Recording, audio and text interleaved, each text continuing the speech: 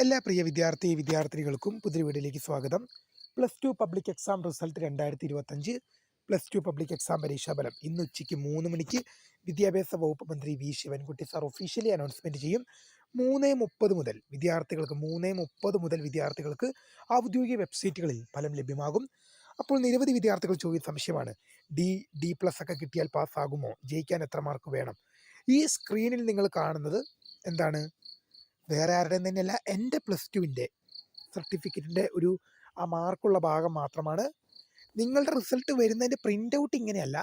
എനിക്ക് ആ റിസൾട്ടിൻ്റെ print out വെബ്സൈറ്റിൽ നിന്ന് ഞാൻ എടുക്കാൻ നോക്കിയിരുന്നു. ഒരു വെബ്സൈറ്റിൽ നിന്നും കഴിഞ്ഞ വർഷത്തെ പ്രിൻ്റ് ഔട്ട് എടുക്കാൻ പറ്റുമോ നോക്കിയിരുന്നു എൻ്റെ. ബട്ട് അതിനുള്ള ലിങ്ക് എനിക്ക് കിട്ടിയില്ല. അതുകൊണ്ട് തന്നെയാണ് ഞാൻ സർട്ടിഫിക്കറ്റിൻ്റെ ആ പോർഷൻ മാത്രം മുറിച്ച് വെച്ചത്. അപ്പോൾ നിങ്ങളുടെ റിസൾട്ട് വരുന്ന പ്രിൻ്റ് എൻ്റെ കയ്യിലുണ്ടായിരുന്നു. ബട്ട് അത് പോയി. അത് ഞാൻ വെബ്സൈറ്റിൽ നിന്ന് എടുക്കാൻ നോക്കിയിട്ട് കിട്ടിയില്ല. അതുകൊണ്ടാണ് ഈ പ്രിൻ്റ് വെച്ചിരിക്കുന്നത്. ഈ പ്രിൻ്റ് വെച്ച് ഏതായാലും നമുക്കിത് ജയിച്ചോ ഇല്ലയോ എന്നുള്ള മാർക്ക് വെച്ച് താരതമ്യം ചെയ്യാൻ ഈ പ്രിൻ്റ് തന്നെ ധാരാളം. വിശദമായ വാർത്തയിലേക്ക് തന്നെ കിടക്കാം. ആദ്യമായിട്ട് ഈ ചാനൽ കാണുന്ന വിദ്യാർത്ഥിയുണ്ടെങ്കിൽ തീർച്ചയായും മറക്കണ്ട. സബ്സ്ക്രൈബ് ചെയ്ത് കൂടെ പറയാൻ പ്രത്യേകം ശ്രദ്ധിക്കുക. സബ്സ്ക്രൈബ് ചെയ്തതിനൊപ്പം നോട്ടിഫിക്കേഷൻ ബെല്ലിലേക്കുള്ള ഓൾ ഓപ്ഷൻ എനേബിൾ ചെയ്യുക. ചാനൽ വീഡിയോസ് നിങ്ങൾക്ക് ഉപകാരപ്രദമാകുന്നുണ്ട് തീർച്ചയായും ലൈക്കും കൂടി ചെയ്യുക. അതുപോലെ നിങ്ങളുടെ സുഹൃത്തുക്കളിലേക്ക് ഷെയർ ചെയ്ത് കൊടുക്കാനും കൂടി പ്രത്യേകം ശ്രദ്ധിക്കാം. അതുപോലെ നമ്മുടെ ചാനൽ വാട്സപ്പ് ചാനലിൽ ജോയിൻ ചെയ്യാൻ ലിങ്ക് നിങ്ങൾക്ക് വീഡിയോ നല്ല ഡിസ്ക്രിപ്ഷൻ ബോക്സിൽ നൽകുന്നതായിരിക്കും. അപ്പോൾ നമുക്ക് നേരെ വളരെ പ്രധാനമറിയിക്കുന്ന വാർത്തയിലേക്ക് തന്നെ കിടക്കാം. ഇപ്പോൾ നിങ്ങൾ ഈ സ്ക്രീനിൽ കാണുന്നത് പറയുവാണെങ്കിൽ എൻ്റെ +2വിൻ്റെ മാർക്കാണ്. നിങ്ങളുടെ റിസൾട്ട് വരുമ്പോൾ ഈ പ്രിൻ്റ് ഔട്ട് ആയിരിക്കണം നിങ്ങൾക്ക് കിട്ടുന്നത്. ഞാൻ റിസൾട്ടിൻ്റെ പ്രിൻ്റ് ഔട്ട് നോക്കിയതാണ്. ബട്ട് എനിക്കത് ഡൗൺലോഡ് ചെയ്യാൻ വെബ്സൈറ്റിൽ നിന്ന് അവൈലബിൾ ആയിട്ട് അത് കിട്ടുന്നില്ല. അതുകൊണ്ട് തന്നെയാണ് ഞാൻ ഈ ഒരു പ്രിൻ്റ് ഔട്ട് വെച്ച് തൽക്കാലം ചെയ്തത്. ഇതിൽ നിങ്ങൾക്ക് എൻ്റെ +1ൻ്റെ മാർക്കും +2വിൻ്റെ മാർക്കും നിങ്ങൾ കാണാൻ സാധിക്കുന്നത് ഈ ഭാഗത്ത് കിടക്കുന്നത്. ഇപ്പോൾ ഉദാഹരണം പറയുകയാണെങ്കിൽ ഈ കാണുന്ന മാർക്ക് ഞാൻ +1 എഴുതിയെടുത്ത മാർക്കാണ്. ഇത് ഇംഗ്ലീഷ് എന്ന എക്സാമിൽ നിങ്ങൾ നോക്കുമ്പോൾ ഇംഗ്ലീഷ് എക്സാമിൽ എനിക്ക് ഇതാണ് ഇംഗ്ലീഷ് എക്സാമിൽ എനിക്ക് ഫസ്റ്റ് ഇയറിൽ 19 മാർക്കാണ് CE മാർക്കായിട്ട് ലഭിച്ചത്. 37 മാർക്ക് ഞാൻ എഴുതിയെടുത്തു. ഇനിയിപ്പോൾ അതുപോലെ തന്നെ സെക്കൻഡ് ഇയർ മാർക്കാണ് നിങ്ങൾ ഈ കാണുന്നതാണ് എൻ്റെ സെക്കൻഡ് ഇയർ മാർക്ക് എന്ന് പറയുന്നത്. അപ്പോൾ നിങ്ങൾക്ക് ഇങ്ങനെയായിരിക്കും നിങ്ങളുടെ മാർക്കാണ് സാധിക്കുക എല്ലാ വിഷയത്തിനും. ആ 20 എന്ന് കാണുന്നത് എനിക്ക് +2വിൽ കിട്ടിയ CE മാർക്കാണ്. പിന്നെ നിങ്ങൾക്ക് കാണുമ്പോൾ ഇംഗ്ലീഷിൽ ഈ 48 കാണുന്നതാണ് ഞാൻ +2വിൽ മാത്രം 48 മാർക്ക് എഴുതിയെടുത്തത്. +1ൽ 37 വേറെയുണ്ട്. അങ്ങനെ വരുമ്പോൾ നിങ്ങൾക്ക് ജയിക്കാൻ വേണ്ടത് ഫസ്റ്റ് ഇയർ +1 24, +2 24 എന്നിങ്ങനെ 2 മാർക്കാണ് നിങ്ങൾക്ക് പാസ് മാർക്കായിട്ട് വേണ്ടത്. ടോട്ടൽ 48. അപ്പോൾ ഈ 48 കിട്ടുന്ന വിദ്യാർത്ഥികൾ +1 +2 ആയിട്ടോ 48 കിട്ടുന്ന വിദ്യാർത്ഥികൾ 2 24 വേണം എടുക്കാം. അല്ലെങ്കിൽ എങ്ങനെയാണെങ്കിലും നിങ്ങൾ എഴുതിയ മാർക്ക് 48 മാർക്കായിട്ട് തികഞ്ഞിരിക്കണം.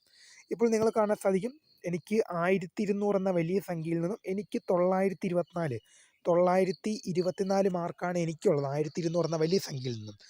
അപ്പോൾ വാട്ടെവർ A+ കാര്യങ്ങളൊന്നും എനിക്ക് കിട്ടിയിട്ടില്ല. A+ കാര്യങ്ങളൊന്നുമില്ല. അപ്പം നിങ്ങൾക്ക് മലയാളം പരീക്ഷ നോക്കുകയാണെങ്കിൽ ഫസ്റ്റ് ഇയറിൽ 71 ഞാൻ എഴുതിയെടുത്തു. സെക്കൻഡ് ഇയറിൽ 62. അപ്പം നിങ്ങൾക്ക് ഈ സ്ക്രീൻഷോട്ട് കാണുമ്പോൾ തന്നെ നിങ്ങൾക്ക് മനസ്സിലാവും pass mark D or D+ ഒക്കെ കിട്ടിക്കഴിഞ്ഞാൽ നിങ്ങൾ പാസ്സാണ്, നിങ്ങൾ ഫെയിൽ ആവൂലെന്ന് വിദ്യാർത്ഥികൾ പറഞ്ഞു. D or D+ ഒക്കെ കിട്ടുവാണെങ്കിൽ നിങ്ങൾ പാസ്സാവൂലെന്നല്ല, ഫെയിൽ ആവില്ല. D or D+ ഒക്കെ കിട്ടുവാണെങ്കിൽ നിങ്ങൾ പാസ്സാകും, ഫെയിൽ ആവില്ല, അതോർത്ത് പേടിക്കേണ്ട. ബട്ട് നിങ്ങളൊരു കാര്യം ശ്രദ്ധിക്കേണ്ടത്, ആയിപ്പോയി കഴിഞ്ഞാൽ ഒക്കെ കിട്ടിക്കഴിഞ്ഞാൽ നിങ്ങൾ ഫെയിൽ ആകാനുള്ള സാധ്യത വളരെ കൂടുതലാണ്. ഒക്കെ കിട്ടിക്കഴിഞ്ഞാൽ നിങ്ങൾ ഫെയിൽ ആകാനുള്ള സാധ്യത വളരെ കൂടുതലാണ്. അപ്പോൾ എൻ്റെ +2 റിസൾട്ട് വെച്ച് ഞാൻ താരതമ്യം ചെയ്യുമ്പോൾ നിങ്ങൾ പറയുമ്പോൾ ഞാൻ ഹ്യൂമാനിറ്റീസ് എടുത്തത്. അപ്പോൾ ഹ്യൂമാനിറ്റീസ് എടുക്കുമ്പോൾ എനിക്ക് ഹിസ്റ്ററി എന്ന വിഷയത്തിന് 20 മാർക്ക് ഫസ്റ്റ് ഇയറിൽ C ഉണ്ട്. സെക്കൻഡ് ഇയറിൽ 60 മാർക്ക് എഴുതിയെടുത്തത് 60 മാർക്ക്. അതുപോലെ തന്നെ സെക്കൻഡ് ഇയറിൽ 20 മാർക്ക് CE കിട്ടി. 71 മാർക്ക് സെക്കൻഡ് ഇയറിലെ പരീക്ഷയിൽ 71 മാർക്ക് ഞാൻ പേപ്പറിൽ എഴുതി വാങ്ങി 80-ൽ. അപ്പം 71 മാർക്ക് എന്ന് പറയുമ്പോൾ അത് 72 ആയിരുന്നെങ്കിൽ A+ കിട്ടാൻ ബുദ്ധിമുട്ടാണ്. കാരണം ഫസ്റ്റ് ഇയറിലും കൂടി 72-ന് മേലെയൊക്കെ വേണ്ടേ. അപ്പോൾ എ പ്ലസ് കിട്ടില്ലായിരുന്നു. എന്തായാലും എ പ്ലസോ കാര്യങ്ങളോ ഒന്നുമില്ല. ബട്ട് എന്ത് ചെയ്തു, നല്ല മാർക്കോട് കൂടി തന്നെ എന്ത് ചെയ്യാൻ പറ്റി, പാസ്സായി. ഈ റിസൾട്ട് നിങ്ങൾക്ക്, എൻ്റെ ഈ റിസൾട്ട് നിങ്ങൾക്ക് കാണുമ്പോൾ മനസ്സിലാവുന്നൊരു കാര്യമാണ്. എന്താണ്, എ പ്ലസ്സുകളില്ല, പക്ഷെ അത്യാവശ്യം നല്ല മാർക്ക് ഉണ്ടെന്നുള്ളത്. എനിക്ക് പ്ലസ് ടുവിൽ 77% മാർക്ക് ഉണ്ടായിരുന്നു.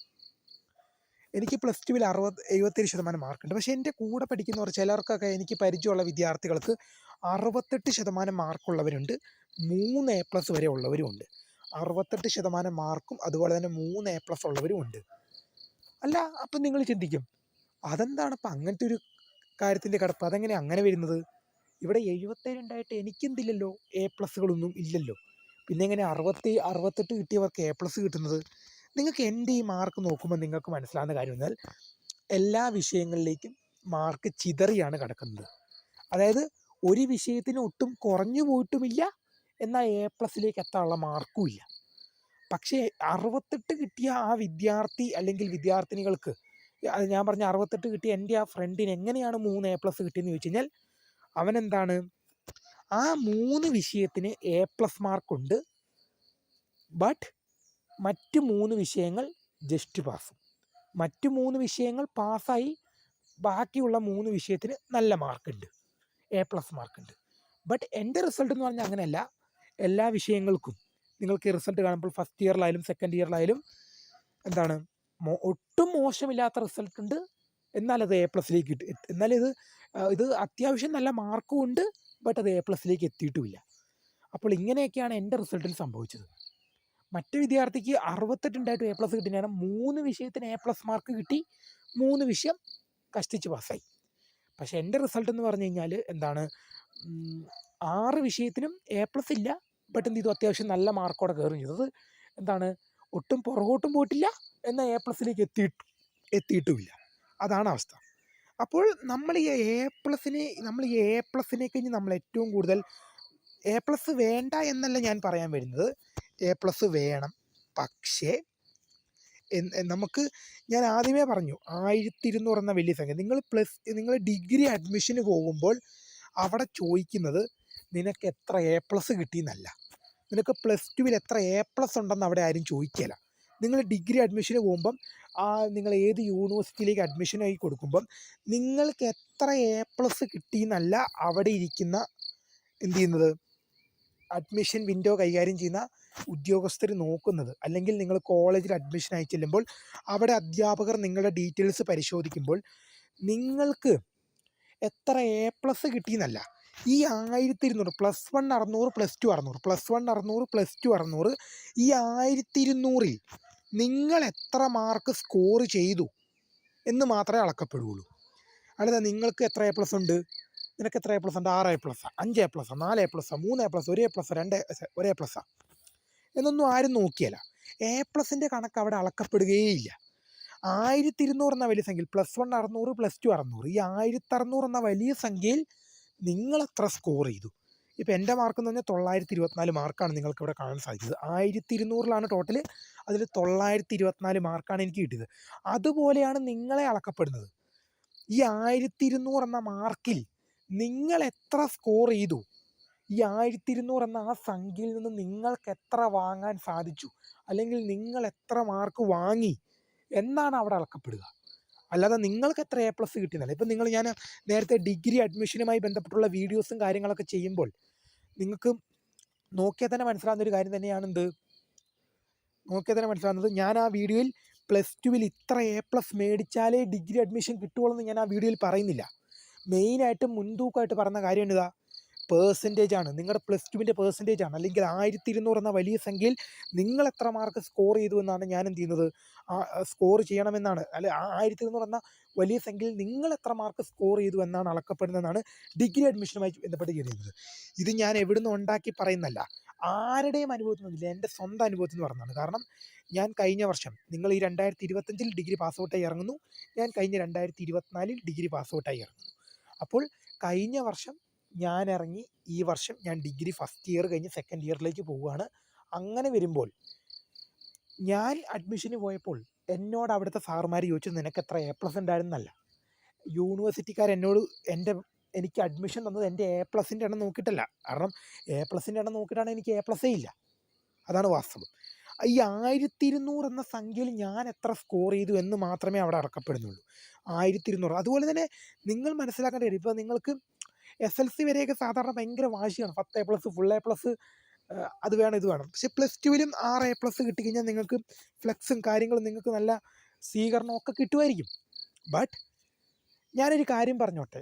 ഇപ്പോൾ എന്ന് വെച്ചാൽ ഞാൻ പറഞ്ഞല്ലോ, ഈ 3A+ കിട്ടിയ കുട്ടിക്ക് 68% മാർക്ക്.